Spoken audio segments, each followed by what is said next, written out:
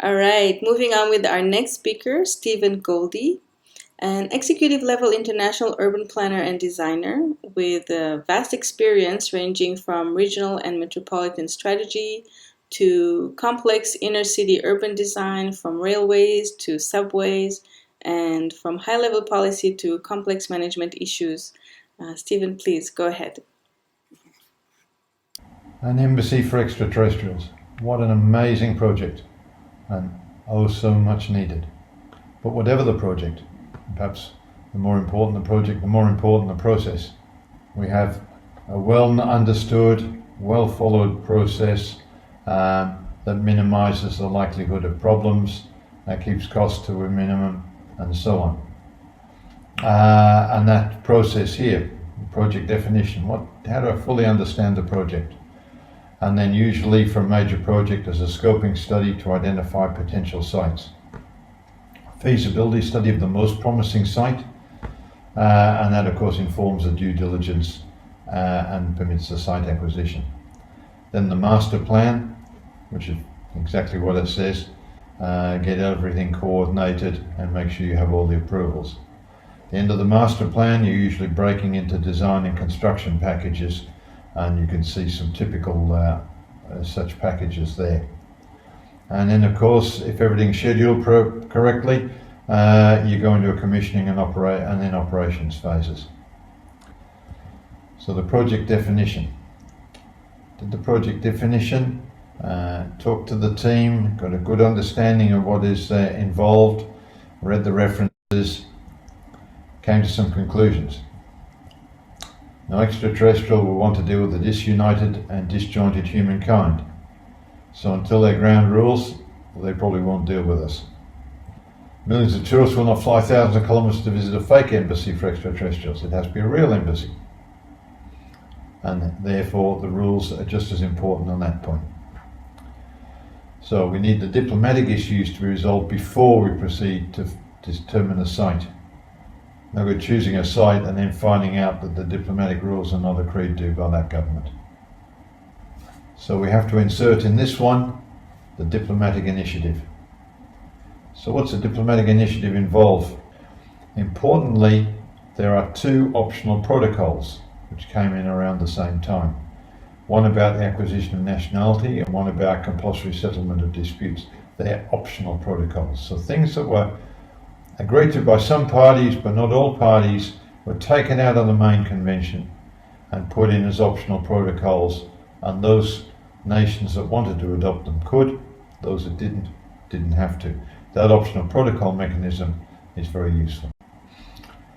So the diplomatic initiative for this project builds on the Vienna Convention by providing a third optional protocol, and we provisionally titled it the Optional Protocol Concerning Embassies for Extraterrestrials. That of course is a draft. The most important thing now is to have that discussed in diplomatic circles and adopted by at least a few countries. So there's a few ways we can proceed. One, a country can adopt the protocol unilaterally, witnessed of course by ambassadors from another couple of countries. Two or more countries can sign the protocol and deposit a copy with the UN. The UN is just a depository there. A country can instruct its UN ambassador to request the United Nations Secretary General to work with the International Rallying Movement to present the protocol to the UN.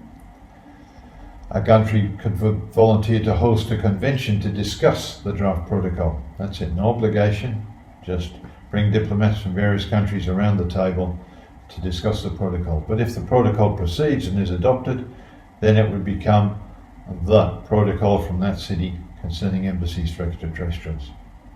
Or perhaps we missed something and there's a better mechanism, and of course we're happy to consider it. So the project definition's done, the diplomatic initiative is progressing. Before you can do the scoping study, the feasibility study and site acquisition, you need a concept master plan. You need some idea of what we're talking about.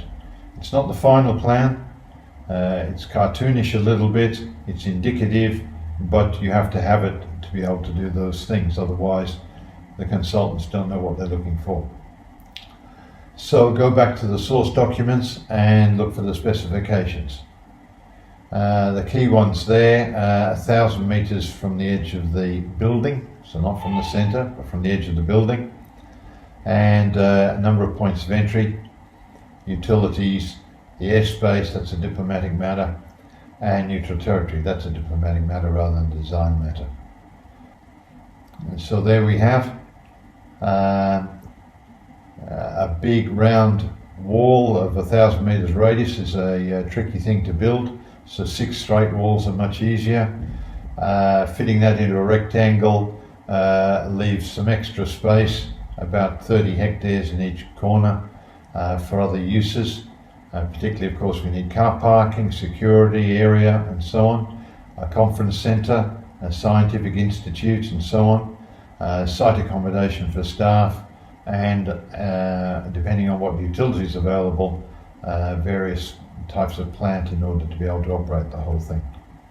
So, and of course a perimeter fence around the outside of the whole thing, and along those 2 side walls you'll see there's a need for a little track running down the side between the actual wall and the boundary fence.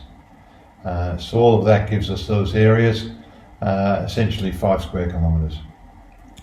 So what are the benefits for the host country if they decide that they want to be considered for this project?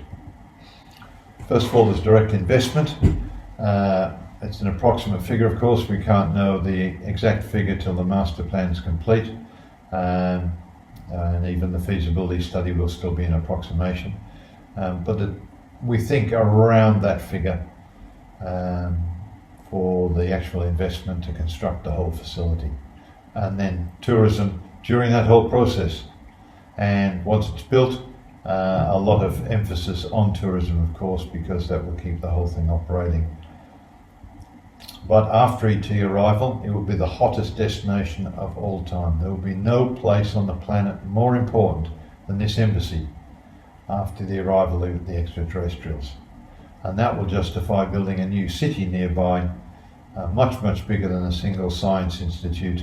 We call that city tentatively Scientopolis. So the big question, of course, is how much tourism? You can build an attraction, but will people come to it? And of course, this pre-ET arrival. So here you have cultural tourism's top 7 from before COVID, of course. And you can see the biggest of those by far is New Mexico, which includes Roswell. Roswell, of course, has famous ET connections, and it fuels a massive part of New Mexico's visitations. After that, you can see the others, Great Pyramids of Giza, half of what New Mexico gets, and then falling steadily below those. The 2 you can't see, the Taj Mahal is about 7.5 million, and Eiffel Tower is about 7 million. By the way, the UK gets about £1 billion worth of income from the visitors that just come for the crop circles. It's just crop circles. £1 billion worth of income. So what are our projections? Well, we think 3 million visitors a year would be quite modest. An average spend of about 800 per visitor is quite normal. So we're talking about a total spend of US 2.4 billion a year, which, as I said, is not that much more. It's less than double of what the UK gets just from crop circles, which of course are transient, only a few months of the year, and you don't know for sure where they will be, somewhere in the croplands, of course, in the middle of the country. After ET arrival, who knows? You won't be able to count it. They'll be building new airports.